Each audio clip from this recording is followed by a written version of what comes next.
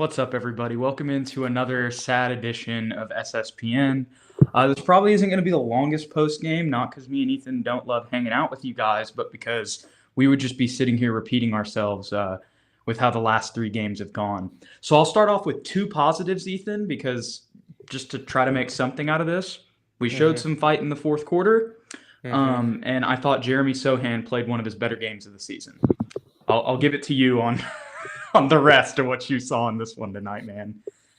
For positives, I echo your statement. Best game for Jeremy Sohan thus far. 0 assists, 16 points, played aggressively. Really kept us within 15 to 20. I know that's a bad lead, but even still, he's the only reason we had a chance to go on a run in that fourth quarter at all. But negatives-wise, again, continued with the low energy, Jude. Defensively, we continue to look lost. Chemistry is just not there yet. Fighting over screens and pick and roll situations has been a nightmare. We can't get extra possessions against bigs like Hartenstein and Robinson and Julius Randle, who were just killing us. We couldn't get offensive rebounds. They were swallowing up everything and really pushing Wemby out of his comfort zone and kind of getting him into high post scenarios. We had 13 turnovers to their 3. That's not a good statistic. However, Jeremy had 0 of those turnovers, so that's positive. Something that I don't know if it was the Knicks. I want to give them credit. They're still a solid defensive team. That's their identity, but we shot 26% from 3 and let them shoot 45% from 3. So clearly teams will continue to use us as 3-point practice, Jude. It's getting ridiculous out there. I saw someone posted a meme. It was like teams against the Spurs, and it was literally just Steph Curry when he broke the record in the 3-point shootout with no defender just pulling the balls off the rack. So when that meme is populating Twitter, you know it's not a good defensive night for the Spurs. And the last thing I want to say real quick, Jude, is post-up opportunities for Victor Wembanyama. I tried to track them. I may have missed one or two. So if you think I may have missed one or two, please feel free to interrupt me or say so in the comments. But I'm just going to read them off real quick, Jude, if you don't mind. Is that all right with you? Yeah, please. All right. So first one was a bricked shot, no dribbles. He just kind of got it in the mid post, faced up, pulled it, bricked it. Second one, face up, dribbled a few times, tried to spin baseline, got picked by Hartenstein. The third one was a mid post up, faced up, shot it, back iron. It was a miss. Next one, another mid post, face up, jab. He hit this one. Another mid post, multiple jabs, tried dribble spinning baseline again, and it got picked off from the help defender. Another face up, mid post, one dribble kick out. And then the last one he had was a low post up. He spun inside for that slam. Didn't even need to take a dribble. So those are his opportunities in the isolation in post up. I may have missed one or two that maybe he would have kicked out rather than tried to score. But the only reason I was trying to track that was to see exactly, like, were we passing him the ball in those situations? Was he dribbling too much? Because I made that assertion last live, and we got a little bit of feedback saying the only reason he was dribbling too much was because he wasn't getting enough touches. So you could argue that he could have gotten more than that, but when he misses the first 5 opportunities, It's kind of difficult to go back to him in those situations. Exactly my thoughts, Ethan, because I was even thinking while you were just talking, I was kind of doing a roundabout in my head. I was like, well, it would have been nice to still try to get him the ball, but it's like he's not – you could even tell by his body language that wasn't going to be a good idea if we continued to do that. We saw Vassell play for a little bit. That's another, I guess, takeaway we can find from this game. Obviously, they were just getting him out there to try to ease him back into play. Yeah. I mean, you still see his impact and you still see what you miss from him, but obviously what we've seen in the last 3 games, I don't think just putting Devin in fixes us, allowing all of these teams to torch us from 3-point land, like you said. I mean, and that was another thing that I was kind of thinking about in this game. And, obviously we tried to, dive into kind of the specifics of the last 2 back-to-backs that we saw and, tried to make sense of it. And obviously we still had some offensive struggles as well. But I think really it kind of gets back to something that Devin even said. And the entire team really said coming into media day is it starts with our defense. and we have just continued to be atrocious in these last 3 games since those 2 Phoenix games. I don't know what happened, man. I think a little bit of it still ties in with the mental toughness. That's why I kind of highlighted Jeremy tonight. I felt like he was mentally tough throughout the game. For sure. I like that we tried to get Doug the ball a lot, especially considering the situation that we're in. But yeah, I think this is the key right now. This is the key right now, Ethan. You know, maybe I'm the problem. Yeah, you got to get back to Texas. We've been 0-3 since I've left the state of Texas. So maybe when I get back tomorrow, if we win the in-season tournament game with the city court and everything, I think we've figured out the issue, and I apologize. We'll have to wait until Friday to see if that's the case. But yeah, I mean, I see Justin Lenore saying starts with our defense is wild. I don't think these kids think about defense at all. I mean, that's just, I mean, I understand your frustration, Justin, but they definitely think about defense. They're NBA players. That's like all they're working on. But obviously they're getting schooled right now. You know, I'll say that. But at the same time, I mean, yeah, I mean, I agree that our effort is low and everything, but like, you know, this is just kind of, I think it does start with our defense. I mean, that's why we're. It does. Yeah, like that's. It starts and finishes with our defense. Yeah. I mean, offensively, I don't think we played necessarily bad offensively. Like we were getting some open looks. We just weren't hitting any of them. And maybe it would have been more competitive had we been able to get some shots. And sorry, Justin. I think my bad, bro. part of the problem. What happened? You're good. Oh, You're good. okay. Sorry to interrupt you, bro. No worries. I was gonna say, the defensively part of the problem is just chemistry, man, and we've reiterated it over and over again. It's gonna take some time, and I think a lot of the older fans kind of realize that, like, this is not something you pick up overnight. Is kind of trust in one another and understanding switching and rotations, because you know, we're trying to switch everything with our length and our lineup where Wemby's able to guard perimeter defenders. Jeremy as well can switch on to bigs and pick and roll situations. But when we do that over and over again, you know, you have to pick up, like if you switch on to someone else, you have to pick up that guy's man, right? And a lot of times we're slow in rotations, and some of it can be attributed to guys trying to make too many big plays, like Jeremy gambling a little bit too much in the passing lanes, Wemby roaming a little bit too much in my eyes. I think that he sometimes looks for the big block, the big help defensive play.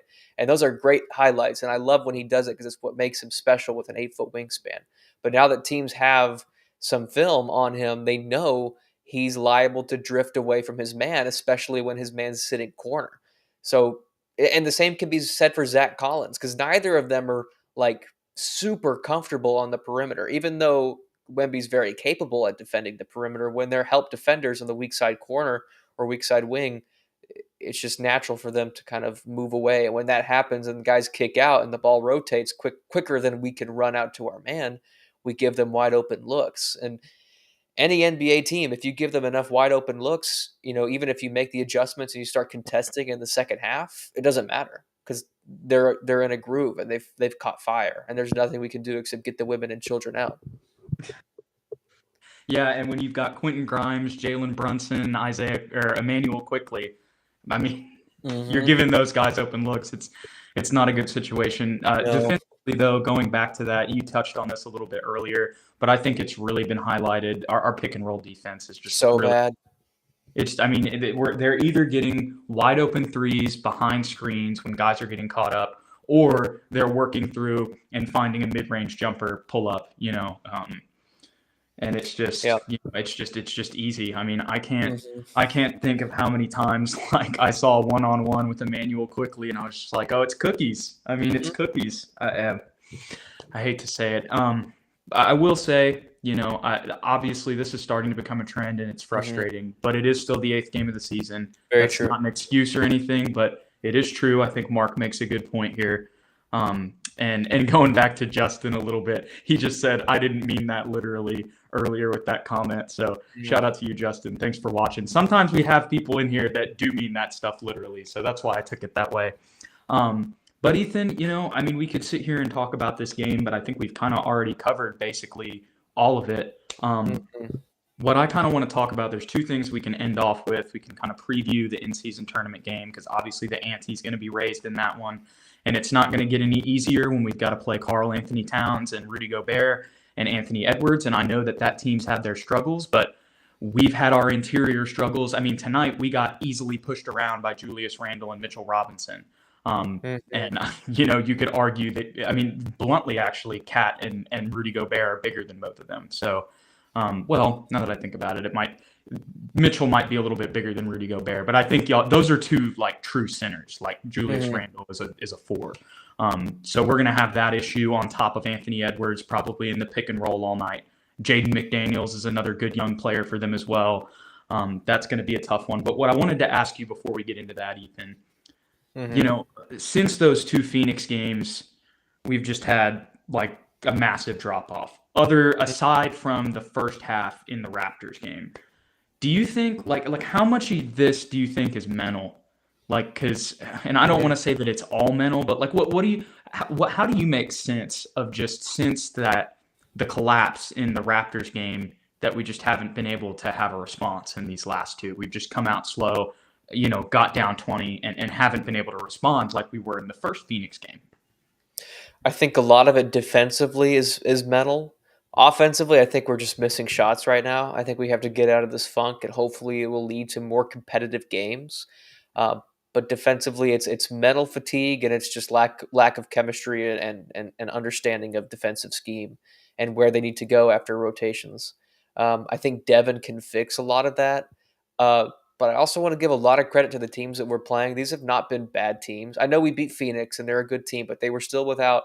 They were missing two stars in that first game, and they were missing one star in the second game, and they're still pretty new as far as their rotational pieces. Like they have a lot of guys on 1 year contracts that just started playing this year.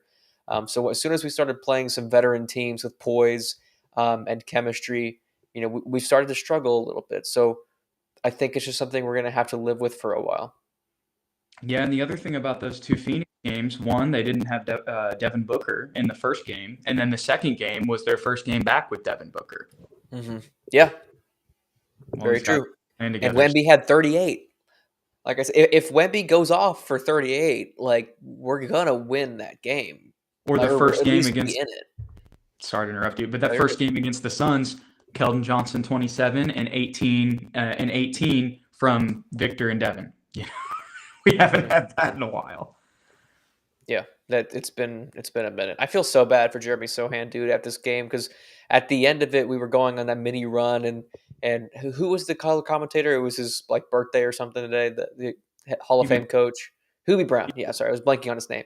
Hubie Brown. We did one on that run, and he was like, "Sohan's a good player, man. He's being aggressive. He's not really a shooter, but he's kind of finding some momentum for the Spurs." And then as soon as the Knicks put a stopper in that run and hit a couple threes, Pop called a timeout, and Jeremy just literally dropped his I head saw and that. was No, at I saw that. and put his hands on his cat like his knees, and it was like, man, poor guy has been trying all game to get his teammates going, and we just had no energy and no bounce back from having an offensive struggle. Yeah, yeah. I mean, I wish I had more to add, but when you come out clanking the way that we were, and then on top of that, Yeah. I mean, you saw the interview with Katie George afterwards. After the first quarter, they asked, what do you, how would you describe your team's play in the first quarter? It's like, how would I describe it? Well, I look up at the scoreboard and it's pretty bad. We're not. I mean, it's just the same things we've been talking about in all of these games. We're Mm-hmm. miscommunications, not great rotations, Mm-hmm. turnovers, missing open shots. I mean, even when we did have ball movement, there were times where we missed wide open shots. And then when Yep. you're leaving all the other guys open, and to be honest with you, they're having just higher percentage shooters shooting anyway, it's just not a good recipe for success. Yeah. One last point, Jude. Sorry, I know we're going a No, little bit longer than we thought we would. That usually is how things go on this show. Um, the zone defense thing, I don't think we actually started playing zone until the end of the third. or maybe early fourth quarter. I could be wrong, but I remember Hubie Brown, I remember a moment in the game when he was like, "Oh, the Spurs are throwing some zone at him," and you're correct, it did not work. But to be fair, nothing was working defensively.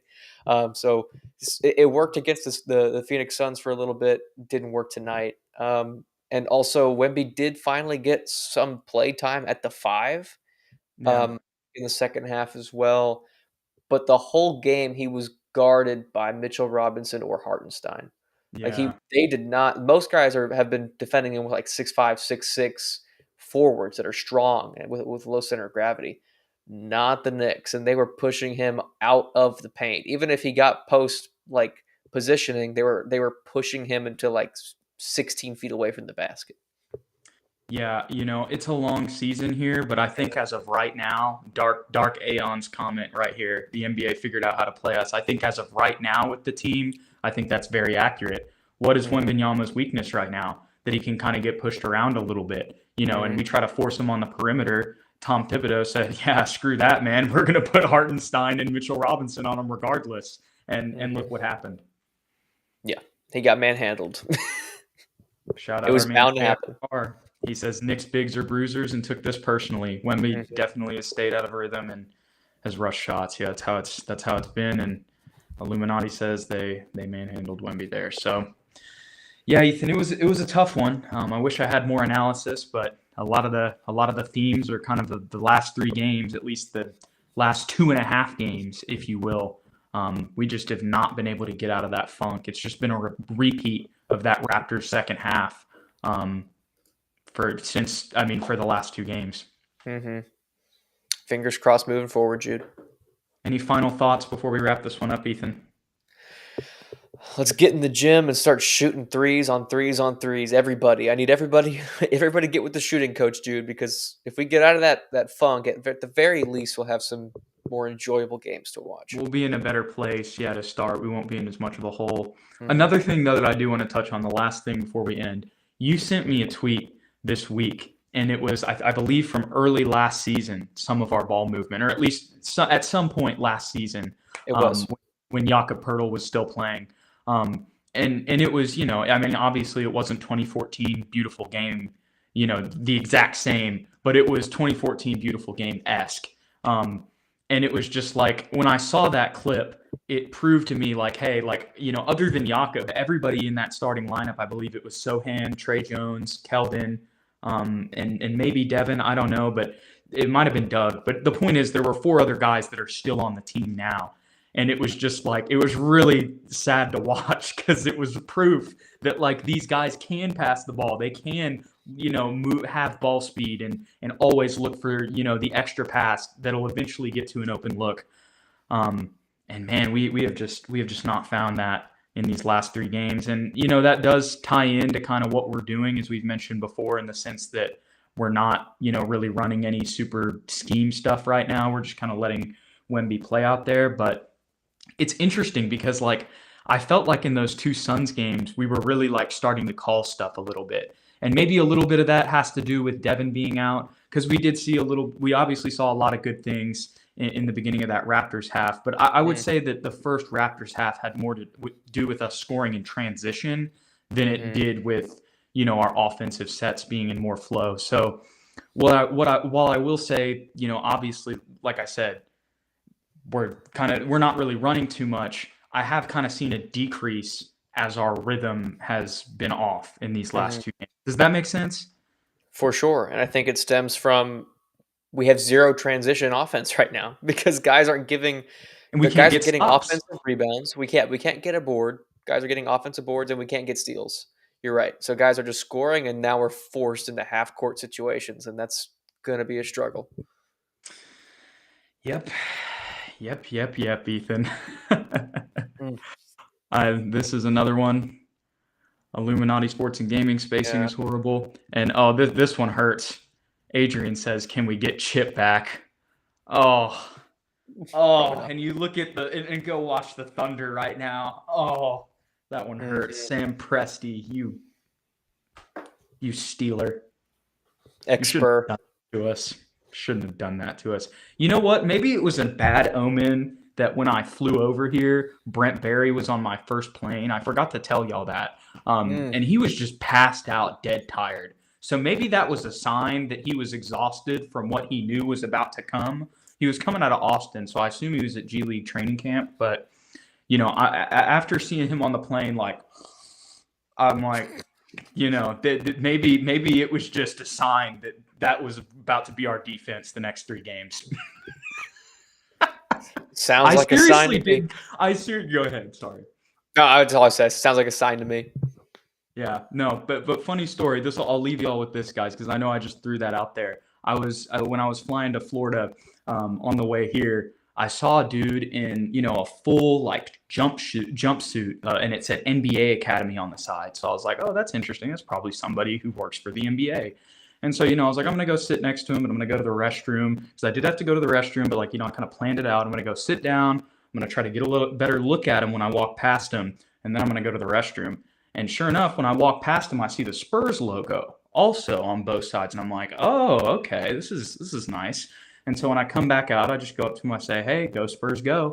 And it looks up, and I'm like, I'm pretty sure that's Brent Barry right now. And then, I go and sit down, and, I Google his face just to make sure. And sure enough, yeah, it was Brent Barry. And he was passed out on the plane, bro. So maybe we've been working hard with these guys. I don't know what happened after the Raptors or after the Phoenix game, but these are the only explanations I have. We'll see if things change when I get back to Texas, Ethan. I am knocking on all kinds of wood and crossing every finger I have, Jude. I'm hoping that's the issue, because if it's not, we got problems. We could just have problems. Yeah, that's definitely the reason. I'm just trying to make some fun for you guys right now, to be honest. We're wallowing in what these last 3 games have been, with some of the worst defensive performances I've seen. I mean, even going back to last year, and maybe that's just, I've just removed a lot of that from my memory. But I mean, it's just, I think when you have Wemby there, it kind of complicates a little bit of things, because he's still learning how to play the game and learning how to play his teammates. I say that, but we saw him in rhythm in kind of some other games early in the season too. So it's also like we talked about with the guys he's matched up against, and teams starting to figure out how to play him early as well, I'm sure. Agreed. Alrighty, y'all. Well, thanks for hanging out with us once again. Don't forget to hit that like and that subscribe button below if you enjoyed the content, and to stay updated with all the Spurs content this year. No matter how sad we may be, hopefully we will get past this. I assume in an 82-game season we will. I got to have some faith that we will get past this. But regardless, guys, we're going to be here for you as much as we can, covering the whole season. So follow us on Twitter to stay updated, at SSPN on YT, at Jude McLaren, and at Ethan_Quintero. We appreciate you guys. We'll catch you on the next one.